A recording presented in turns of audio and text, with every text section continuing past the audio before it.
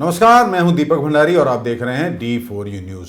पहली बार ऐसा हुआ है कि पंजाब विधानसभा बजट का सत्र लाइव हुआ। लोगों ने देखा कि किस तरह हमारे नेता आपस में लड़ रहे हैं, एक दूसरे पर इल्जाम लगा रहे हैं कि कोई नेता यह कहता है कि उस पार्टी के नेता ने करोड़ों रुपए अवैध माइनिंग से कमा लिए, तो कोई कहता है कि बजरी से पैसा कमाया गया, कोई ये कहता है अवैध शराब से पैसा कमाया गया, तो कोई ये कहता है किसी ने ट्रांसपोर्ट माफिया को बढ़ावा दिया। लेकिन सवाल तो ये है, नुकसान तो आखिरकार पंजाब के खजाने का हुआ। नेता और अधिकारी मालामाल होते गए, लेकिन किसी ने एक दूसरे पर कार्रवाई करने की कभी सोची तक नहीं।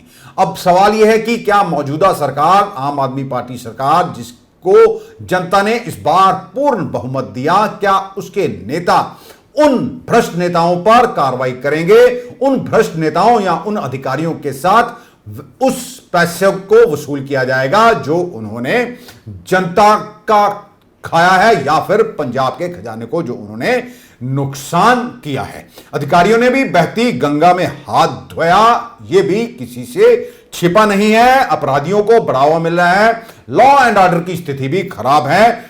चंद गैंगस्टरों पर ही आखिरकार काबू क्यों नहीं पाया जा रहा है।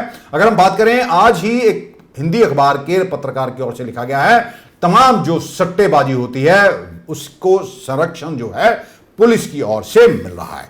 यह सोचने का विषय है कि जो हमारे हुक्मरान हैं, जिनके हाथ में हमने प्रदेश या देश सौंप रखा है, उन्होंने ये नीतियां बनानी है कि जनता का जीवन सुखी हो, जनता आराम से अपना जीवन जी सके। लेकिन यह भी सच है कि हमारे लोकसभा, राज्यसभा में कुछ ऐसे लोग बैठे हुए हैं जिनका आपराधिक रिकॉर्ड है। पंजाब विधानसभा में भी ऐसे नेता हैं जिनके ऊपर कई आपराधिक मामले दर्ज हैं। आखिरकार पार्टियों की मजबूरी क्या है कि आपराधिक छवि वाले नेताओं को टिकट दे दी जाती है। पंजाब विधानसभा में यह मुद्दा उठाया गया कि अधिकारियों की संपत्तियों की जांच की जानी चाहिए। जब ये भर्ती हुए थे तब इनके पास कितना पैसा था और आज उनके पास कितनी संपत्ति है, जिससे जाहिर है कि अधिकारी ही भ्रष्टाचार को बढ़ावा दे रहे हैं। जिद्दन उन्होंने पहला इलेक्शन लड़िया सी, उधर उन्होंने को जायदाद किन्नी सी ते अज उन्होंने को जायदाद किन्नी आ, एदा एक ते एदा वेरवा एक कढवाया जावे। एक जेड़े अफसर जिद्दन भर्ती होए सी, उधर उन्होंने को जायदाद किन्नी सी, अज उन्होंने को किन्नी जायदाद आ। जे मेरे नाल सहमत हो ते सारे इन्हां दी इनकुआरी करा के जिहड़ा 3.5 लाख करोड़ कर्जा साडे पंजाब दे सिर ते चढ़िया, इन्हां तो ठीक है जी, ठीक है, क्लियर हो गया जी। आपको यह भी ध्यान होगा कि पंजाब में ही एक IAS अधिकारी को पकड़ा गया है, नाम है संजय पोपली। किस तरह उसके घर से सोने के बिस्किट मिले, चांदी मिली और पैसा भी मिला। आखिरकार एक एक IAS अधिकारी के पास इतनी संपत्ति आती कहां से है? जाहिर है कि यह पैसा आम जनता का खून निचोड़कर कमाया जाता है। तो क्या नेता ये मान चुके हैं कि पैसा जो है खाना उनकी ओर से मात्र जनता को बेवकूफी बनाया जाएगा? एक दूसरे पर आरोप लगाओ, प्रत्यारोप की राजनीति करो और बाद में आपस में मिल बांट कर खा लो। लेकिन अब लोग सच जानना चाहते हैं। सबसे बड़ी बात यह है कि ये तो सब जानते हैं कि भ्रष्टाचार होता रहा, ये भी सब जानते हैं कि 2 परिवारों ने पंजाब को लूटा, मंत्रियों ने मोटा माल कमाया, अधिकारियों ने भी अरबों रुपए की संपत्तियां बनाई। लेकिन क्या यह पैसा जिसकी लूट हुई वह वापस आएगा? यह जनता के जहन में सवाल कौंध रहा है। इसका जवाब भी नेताओं को देना होगा। प्रताप सिंह बाजवा, जो कि कांग्रेस के नेता हैं, उन्होंने भी यह स्पष्ट कहा था कि अफसरशाही पर लगाम लगाने के लिए एक कमेटी का गठन किया जाए, क्योंकि ये किसी को कुछ नहीं समझते। फोन करो तो फोन नहीं उठाते और कोई जवाब नहीं देते। अब अगर नेता ही ये कहते हैं, जो कि लाखों लोगों के चुने हुए नुमाइंदे हैं और लोकतंत्र में नेता को ही सब कुछ माना गया है, अगर अधिकारी उनकी ही बात नहीं सुनते, फिर तो आम जनता का हाल ही क्या होगा, इसका अंदाजा आप खुद लगा सकते हैं। ज्यादातर MLAs पहली बार इलेक्ट हो गया है। Constitution of protocol committee, protocol दी, क्योंकि सारे MLA ਸਾਹਿਬਾਨ ਨੂੰ मैं दसना चाहना, प्रोटोकॉल के मुताबिक तुसी चीफ सैकटरी तो उत्ते सुनवाई ਤੁਹਾਡੀ मीनस ਅਸੀਂ ਸਾਰਿਆਂ ਦੀ ਗੱਲ ਹੀ मैं करी जाना, कदे अपनी ना समझ लियो। ਬਹੁਤਿਆਂ ਦੀ ਕਿਸੇ ਦੀ ਕੋਈ ਸੁਣਵਾਈ ਰਿਸਪੌਂਸਿਵ ਬਿਊਰੋਕ੍ਰੇਸੀ ਹੈ ਨਹੀਂ। ਗੁਜ਼ਾਰਿਸ਼ ਮੇਰੀ ਇੰਨੀ ਹੈ ਕਿ ਇਹਨਾਂ ਨੂੰ ਰਿਸਪੌਂਸਿਵ ਕਰਨ ਵਾਸਤੇ ਸਪੀਕਰ ਸਾਹਿਬ ਜੀ ਇੱਕ ਕਮੇਟੀ ਦਾ ਗਠਨ ਕੀਤਾ ਜਾਏ ਜਿਹਨੂੰ ਪ੍ਰੋਟੋਕਾਲ ਕਮੇਟੀ ਕਹੀ ਜਾਂਦੀ ਹੈ। ਇਸ ਸੈਪਟੈਂਬਰ 2014 ਦੇ ਵਿੱਚ ਲੋਕ ਸਭਾ 'ਚ ਬਣ ਚੁੱਕੀ ਹੈ, ਫਿਰ ਹਰਿਆਣਾ ਵਿਧਾਨ ਸਭਾ ਨੇ ਬਣਾਈ ਹੈ। ਤੁਹਾਡਾ ਕੋਈ ਡਰ ਖੌਫ ਤੇ ਹੋਏਗਾ? ਇਹਨਾਂ ਨੂੰ ਪਤਾ ਹੋਏਗਾ ਆਪਾਂ ਚਿੱਠੀਆਂ ਲਿਖਦੇ ਹਾਂ, ਜਵਾਬ ਹੀ ਕਦੀ ਕੋਈ ਨਹੀਂ ਦਿੰਦਾ। ਤੁਸੀਂ ਫੋਨ ਕਰਦੇ ਹੋ, ਕੋਈ ਇੱਥੇ ਵਾਪਸ ਨਾ ਕੋਈ ਫੋਨ ਅਟੈਂਡ ਕਰਦਾ, ਤੁਹਾਡਾ ਕੋਈ ਡਰ ਖੌਫ ਤੇ ਹੋਏ ਕਿਸੇ ਦਾ? ਤੁਹਾਡੀ ਚਿੱਠੀਆਂ ਜਾਂਦੀਆਂ ਸਪੀਕਰ ਸਾਹਿਬ, ਉਹਦਾ ਜਵਾਬ ਇਹਨਾਂ ਨੇ ਕਦੀ ਨਹੀਂ ਦਿੱਤਾ। ਅਸੀਂ ਬਹਿਸ ਕਰ ਰਹੇ ਹਾਂ, ਚੀਫ ਸੈਕਟਰੀ ਸਾਹਿਬ ਹੁਣ ਬੈਠੇ ਨੇ, ਬਾਕੀ ਰਿਸਪੌਂਸਿਬਲ ਬਹੁਤ ਸਾਰੇ ਬੰਦੇ, they are not even in the box listening to the house. ਤਾਂ ਮੇਰੀ ਗੁਜ਼ਾਰਿਸ਼ ਹੈ ਕਿ ਥੋੜਾ ਜਿਹਾ ਇਹਨਾਂ ਦੀ ਵੀ ਕਦਮ ਤਾਲ ਕਰਾਈਏ। ਆਪਣੀ ਤੇ ਹੁੰਦੀ ਰਹਿੰਦੀ, ਇੱਕ ਦੂਜੇ ਦੇ ਆਪਾਂ ਗੱਲ ਪੈਂਦੇ ਰਹਿੰਦੇ, ਇੱਕ ਦੂਜੇ ਦੀਆਂ ਦਸਤਾਰਾਂ ਲਾਂਦੇ ਰਹਿੰਦੇ ਆ, ਜ਼ਿਆਦਾ ਜ਼ਿੰਮੇਵਾਰ ਹੈ। तो इस गल कर मैं गुजारिश करूंगा प्रोटोकॉल कमेटी बनाओ, they have to be responsive. इन्हां नूं इज्जत मान सन्मान है, 2-2 लाख वोटरां दे विचों जित के आने। तो मेरी गुजारिश है कि यही जिस तरह तुसीं एक शुभ काम पहले कीता, कोई ये भी बनाओ। This is for the benefit मैनू, तो ये जरूरी है जी, ये काइंडली करो। And it is already done जी, ये ऑलरेडी हरियाणा विधान सभा ने बनाई है, 2014 च लोक सभा ने ऑलरेडी बना चुके हो। तुसीं बनाओ, किसी नूं कोई देखो पुराने वक्त सर जिहड़े इनिशियल हाउसेज ने, तुसीं लोक सभा या पंजाब असैंबली च भी वेखदे हो, कोई चिट्ठी कोई एमएलए पांदा सी ते ओहदे दूजे चौथे दिन ओहदा जवाब कहदा तो आया। ठीक है, तुसीं फोन करके किसी नूं वेख लो, जे तुहानूं कोई वापस आ जाए तां दस लो। ठीक है, बस किसी मंत्री नूं भावें वापस जवाब दे देण, होर किसी नूं रिस्पॉन्सिव नहीं। तो मेरी गुजारिश है कि इहनूं सोच अधीन ना रखो, इहनूं कर दो। बहुत मेहरबानी।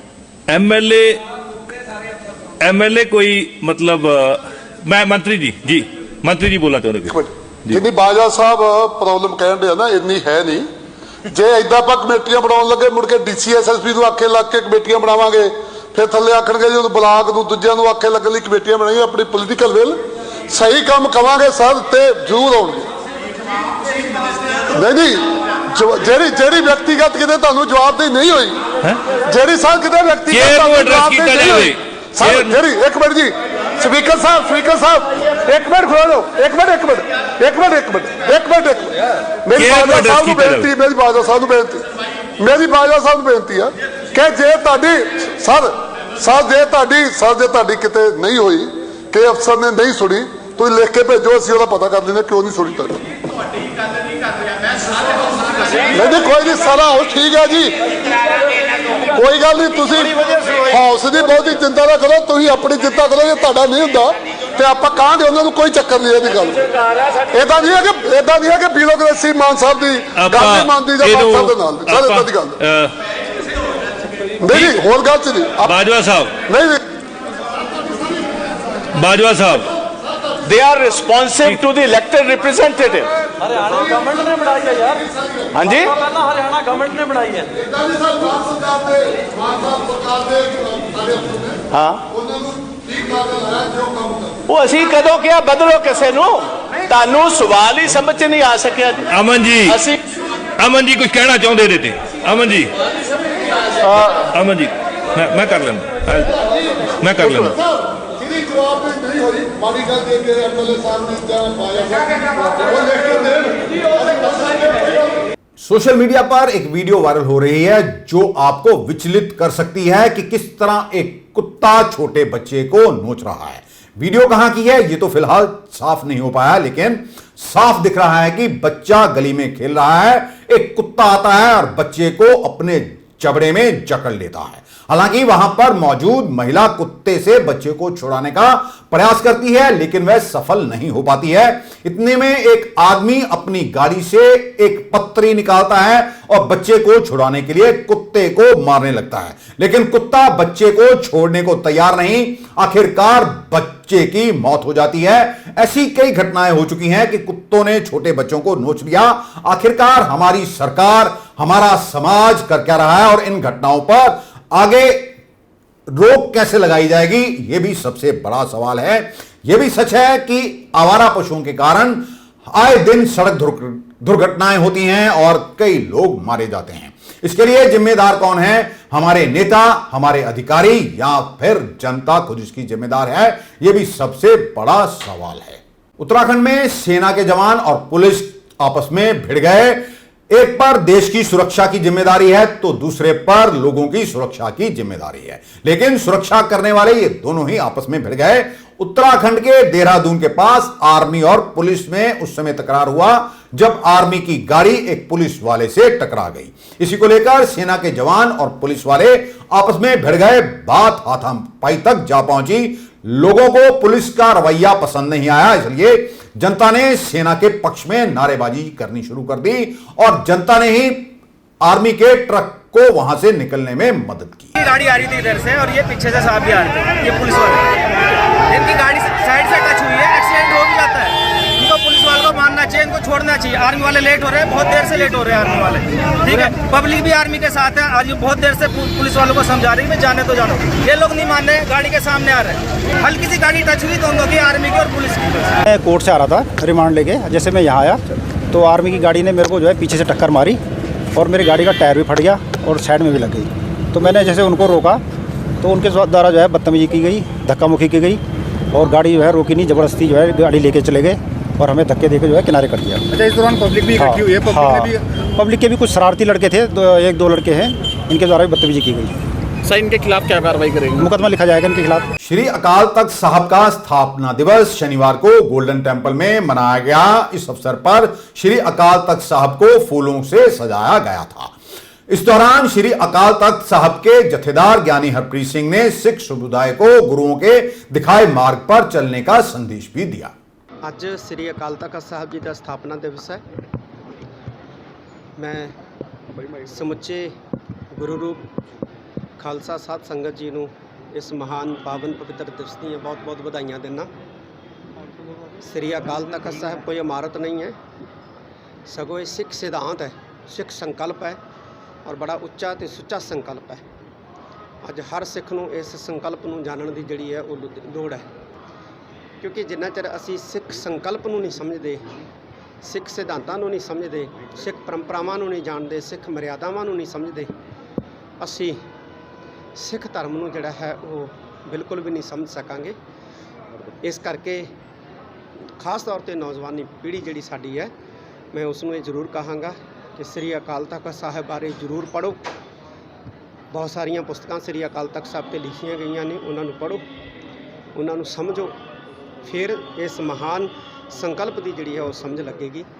ਔਰ ਦੂਸਰੀ ਗੱਲ ਮੈਂ ਕਹਿਣਾ ਚਾਹੁੰਦਾ ਕਿ ਅੱਜ ਸਮਾਂ ਜਿਹੜਾ ਉਹ ਮੰਗ ਕਰਦਾ ਹੈ ਕਿ ਅਸੀਂ ਸ੍ਰੀ ਅਕਾਲ ਤਖਤ ਸਾਹਿਬ ਜੀ ਦੀ ਸਰਪ੍ਰਸਤੀ ਹੇਠ ਸਾਰੇ ਇਕਜੁੱਟ ਹੋ ਕੇ ਅਸੀਂ ਵਿਚਰੀਏ, ਫਿਰ ਅਸੀਂ ਧਾਰਮਿਕ ਤੌਰ 'ਤੇ ਮਜ਼ਬੂਤ ਹੋਵਾਂਗੇ, ਰਾਜਨੀਤਿਕ ਤੌਰ 'ਤੇ ਮਜ਼ਬੂਤ ਹੋਵਾਂਗੇ, ਸਮਾਜਿਕ ਤੇ ਆਰਥਿਕ ਤੌਰ 'ਤੇ ਵੀ ਮਜ਼ਬੂਤ ਹੋਵਾਂਗੇ।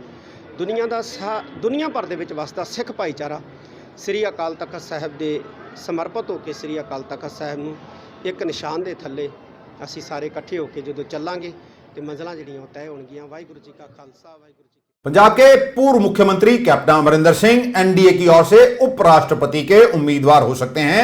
यह चर्चा कैप्टन के अपनी पार्टी पंजाब लोक कांग्रेस को भाजपा में मर्ज करने की तैयारी के बाद से और भी तेज हो गई है। कैप्टन के प्रधानमंत्री नरेंद्र मोदी और गृह मंत्री अमित शाह से अच्छे संबंध हैं। ऐसा कहा जा रहा है कि पार्टी मर्ज करने के साथ उनकी उम्मीदवारी को भी ऐलान कर दिया जाएगा। आज के लिए बस इतना ही। कल आपके समक्ष फिर हाजिर होंगे, तब तक के लिए नमस्कार।